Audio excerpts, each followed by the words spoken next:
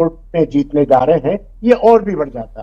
तो निश्चित दतिया से इस वक्त की सबसे बड़ी खबर आपको बता रहे हैं, 9वें राउंड में भी कांग्रेस को लगातार बढ़त। इस वक्त की ये सबसे बड़ी खबर, कांग्रेस 9,500 से ज्यादा वोटों से आगे है। कांग्रेस प्रत्याशी घनश्याम सिंह लगातार आगे हैं। दतिया से इस वक्त की एक बड़ी खबर सामने आ रही है और लगातार बातचीत का भी सिलसिला हमारा जारी है।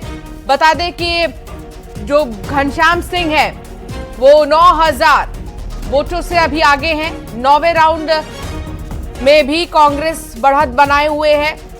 9,000 से ज्यादा वोटों से आगे है कांग्रेस के कैंडिडेट और ये बहुत बड़ी बात है।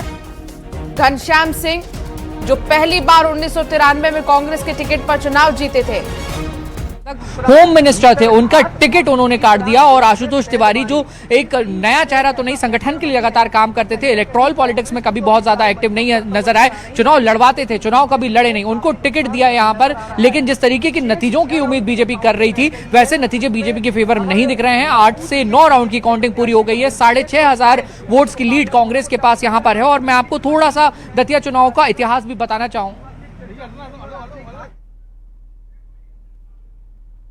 आप वासु को सुन रहे थे और वासु जानकारी साझा कर रहे हैं।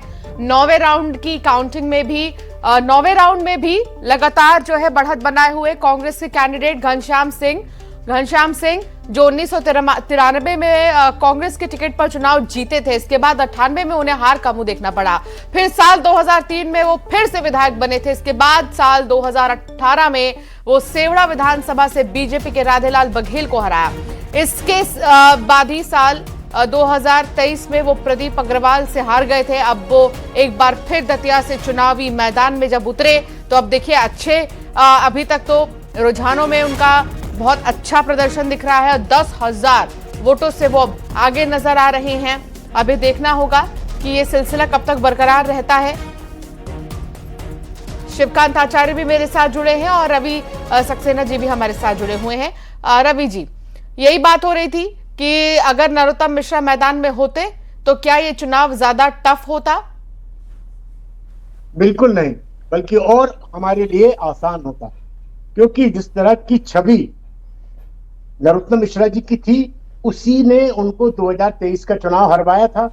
और भाजपा इस बात को जानती थी कि इनको अगर हमने टिकट दिया तो कांग्रेस की जीत बड़ी आसान हो जाएगी और निश्चित रूप से उसका परिणाम आज सामने दिख रहा है। बीजेपी ने चाहे किसी को भी टिकट दिया हो, और लेकिन उधर समर्थक विरोध कर रहे थे नरोत्तम मिश्रा के, उसको आपने कैसे देखा? उसको कांग्रेस कैसे देख रही थी कि समर्थक इतने सारे आ गए सड़कों पर, बहुत विरोध करने लगे, बहुत ही ज्यादा एग्रेसिव उनका रूप देखने को मिला। लेकिन फिर नरोत्तम मिश्रा फ्रंट लाइन पर आए, उन्होंने समझाया कि मेरे ही नेतृत्व में तो चुनाव लड़ा जा रहा है और पार्टी जो कहेगी उसका तो पालन करना ही पड़ेगा, डिसिप्लिन बहुत ज्यादा जरूरी है। इसको कैसे देख रहे हैं आप?